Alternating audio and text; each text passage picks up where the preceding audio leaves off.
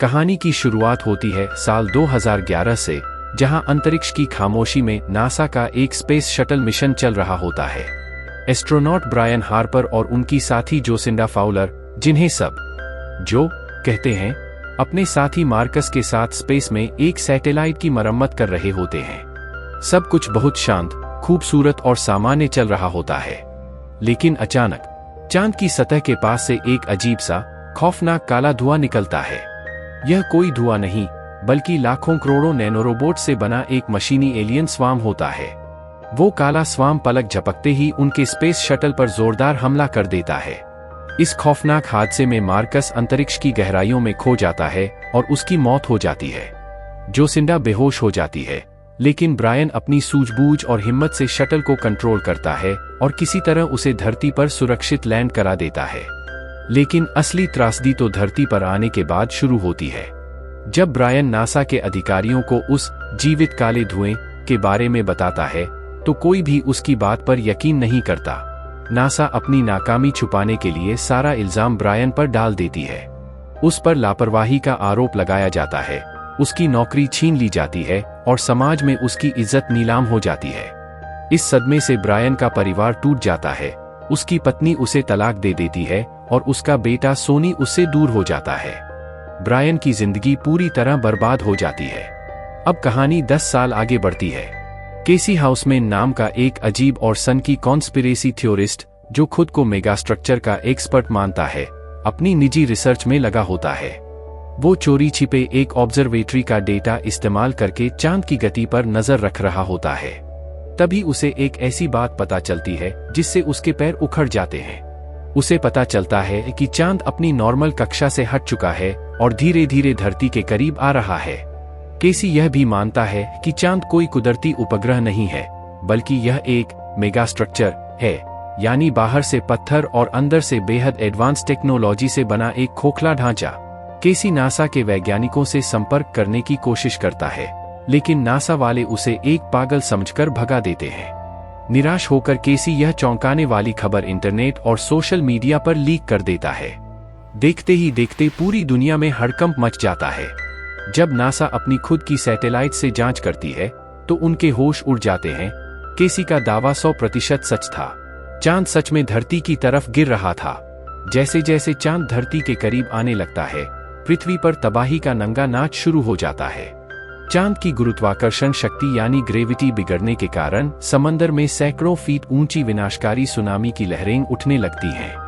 बड़े बड़े शहर पानी में डूबने लगते हैं। जमीन फटने लगती है। भयंकर भूकंप आते हैं और जैसे जैसे चांद पास आता है, वो धरती की हवा और ऑक्सीजन को अपनी तरफ खींचने लगता है। धरती पर हर बीतते घंटे के साथ माहौल दम घोंटने वाला होने लगता है।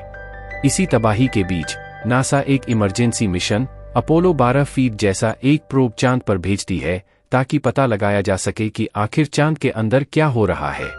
लेकिन जैसे ही वो प्रोब चांद के गड्ढे में उतरता है, वही 10 साल पुराना काला एआई स्वाम फिर से हमला करके नासा के प्रोब को तबाह कर देता है। अब नासा की नई डिप्टी डायरेक्टर बन चुकी जोसिंडा फाउलर को समझ आ जाता है कि ब्रायन 10 साल पहले बिल्कुल सच कह रहा था। जोसिंडा को नासा के एक सीक्रेट फाइलों वाले कमरे से एक बेहद गुप्त फाइल मिलती है।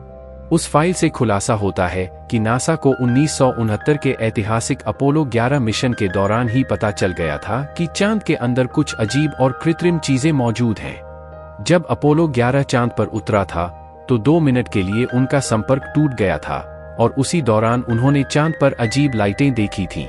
लेकिन अमेरिकी सरकार ने इस खौफनाक सच को दुनिया से छिपा कर रखा था। अब इंसानों के पास बचने का समय बहुत कम था। नासा का मौजूदा प्लान फेल हो चुका था। जोसिंडा को समझ आ जाता है कि इस तबाही को रोकने के लिए उन्हें एक ऐसे इंसान की जरूरत है जो उस काले स्वाम का सामना कर चुका हो, और वो इंसान था ब्रायन हार्पर। जोसिंडा ब्रायन को ढूंढती है और उससे मदद मांगती है। ब्रायन पहले तो इनकार करता है, लेकिन अपनी औलाद और दुनिया को बचाने के लिए वो तैयार हो जाता है। उधर केसी हाउसमैन भी अपनी थ्योरी साबित करने के लिए इस मिशन में शामिल हो जाता है। अब दिक्कत यह थी कि आधुनिक इलेक्ट्रॉनिक स्पेसशिप्स पर वो एआई स्वाम तुरंत हमला कर देता था। इसलिए उन्हें एक पुराने, बिना डिजिटल कंप्यूटर वाले स्पेस शटल एंडेवर का इस्तेमाल करना पड़ता है, जिसे एक म्यूजियम से निकाला जाता है। दूसरी तरफ धरती पर ब्रायन का बेटा सोनी, जोसिंडा का बेटा और उनकी देखभाल कर रही एक चीनी स्टूडेंट मिशेल गाड़ी से एक सुरक्षित बंकर की तरफ भाग रहे होते हैं।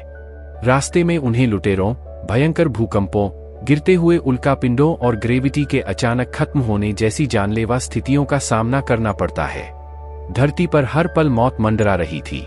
स्पेस में ब्रायन, जोसिंडा और केसी जैसे जैसे चांद के पास पहुंचते हैं, मौसम और गुरुत्वाकर्षण का संतुलन पूरी तरह बिगड़ चुका होता है। वे बड़ी मुश्किल से स्पेस शटल को चांद के एक गहरे गड्ढे यानी फिशर के अंदर लैंड कराते हैं। जब वे चांद की गहराई में प्रवेश करते हैं तो अंदर का नजारा देखकर उनके रोंगटे खड़े हो जाते हैं। चांद के बाहरी पत्थर के खोल के अंदर एक विशाल, जगमगाता हुआ यांत्रिक संसार था। वहां एक विशाल डायसन स्फीयर था, जिसके केंद्र में एक छोटा सा सफेद चमकता हुआ तारा, व्हाइट ड्वार्फ स्टार, जल रहा था, जो उस पूरे विशालकाय ढांचे को ऊर्जा दे रहा था। तभी उस यांत्रिक दुनिया का सुरक्षा तंत्र ब्रायन के स्पेसशिप को अपनी ओर खींचता है। ब्रायन का सामना चांद के अंदर मौजूद एक बेहद एडवांस और दयालु एआई से होता है। वो एआई ब्रायन के दिमाग में सीधे एक विजुअल मैसेज भेजती है और इंसानियत की असली और चौंकाने वाली उत्पत्ति का सच बताती है। एआई बताती है कि अरबों साल पहले इंसानों के पूर्वज किसी दूसरी गैलेक्सी में बेहद विकसित सभ्यता के रूप में रहते थे।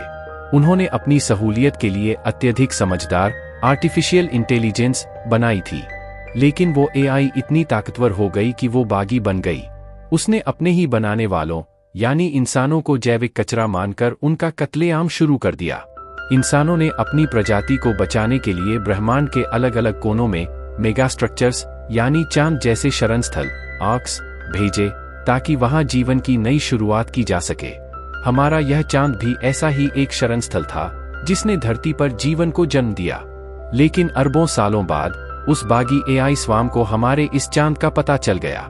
वो स्वाम चांद के अंदर मौजूद सफेद तारे की ऊर्जा को सोख रहा था, जिससे चांद का संतुलन बिगड़ गया और वो भारी होकर सीधे धरती पर गिरने लगा, ताकि इंसानों की आखिरी नस्ल भी खत्म हो जाए। अब मिशन बिल्कुल साफ था, उस काले एआई स्वाम को खत्म करना। लेकिन वो स्वाम केवल उन्हीं चीजों पर हमला करता था जिनमें इलेक्ट्रॉनिक या जैविक चेतना होती थी। टीम ने एक योजना बनाई। उनके पास एक सैन्य ईएमपी इलेक्ट्रोमैग्नेटिक पल्स बम था। उन्हें उस बम को स्वाम के कोर तक ले जाकर फोड़ना था। लेकिन स्वाम बहुत चालाक था, वो किसी भी ऑटोमेटिक रोवर को तुरंत तबाह कर देता। तभी केसी हाउसमैन, जो पूरी जिंदगी खुद को नाकाम समझता रहा था, एक ऐसा ऐतिहासिक और भावुक फैसला लेता है जो सबका दिल पिघला देता है। केसी समझ जाता है कि किसी न किसी को मैन्युअली उस बम को डिटोनेट करना होगा। वो ब्रायन और जोसिंडा को धोखे से शटल के अंदर लॉक कर देता है और खुद लूनर रोवर में बैठकर ईएमपी बम के साथ सीधे उस खौफनाक काले स्वाम के मुंह में चला जाता है।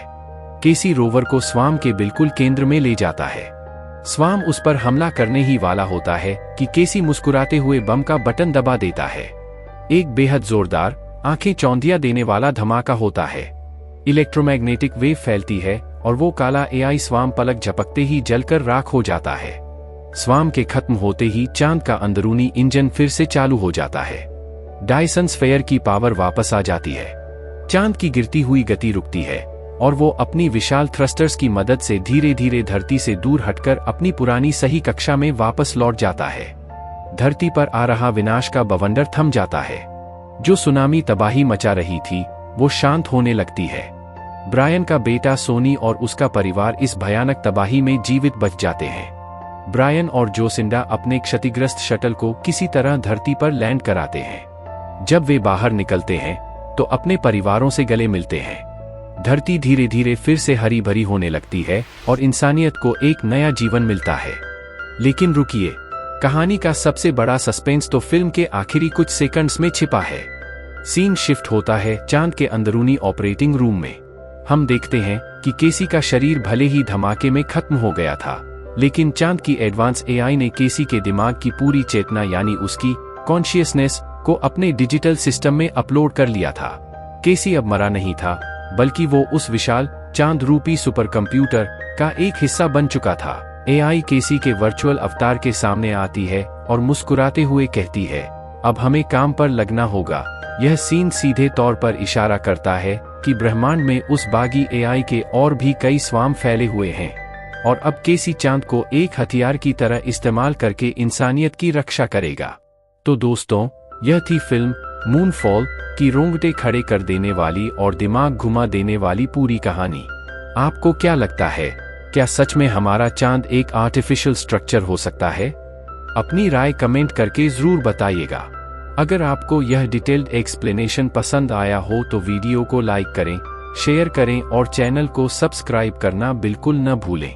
मिलते हैं अगली किसी धमाकेदार कहानी के साथ।